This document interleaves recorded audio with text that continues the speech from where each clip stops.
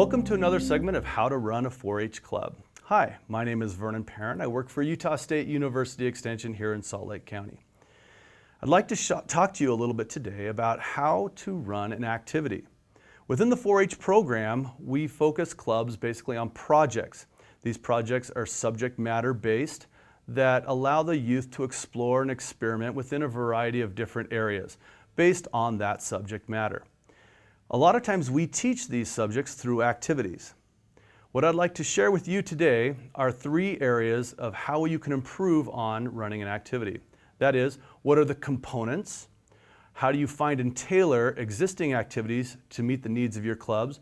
And how do you execute this activity?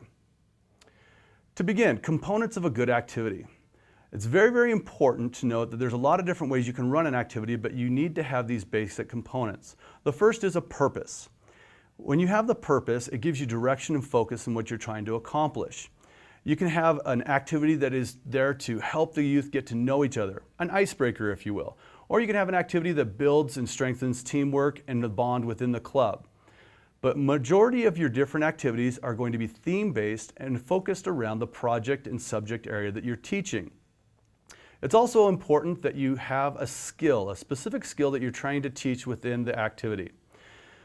It doesn't matter what the skill is. If it's a sewing club, it could be how to sew on a button. For a livestock club, it might be how to maneuver or orient or set your animal. Those skills are important within the different subject matter.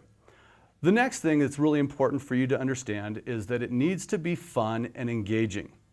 You can be running a club in a variety of different ways. Some are less effective than others. For example, you could stand and talk to your clubs about how to bake a cookie. You could show them slides on how to bake it, and you could even have them memorize the different ingredients.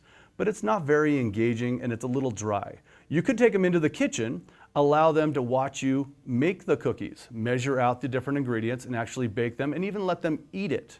That's a step above that. But how could you really make that activity effective?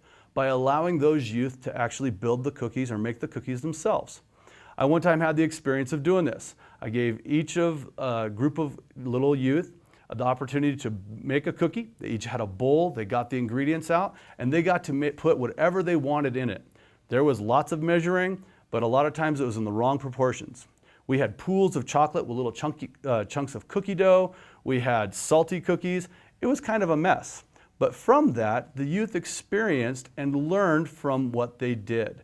They learned there's a little bit of interaction with kitchen chemistry. They learned what eggs were for, what soda was for. They would never have received that information if I had just told it to them. They experienced it firsthand and therefore were able to grow from that experience. Being able to have a fun and engaging activity is critical to having a good activity.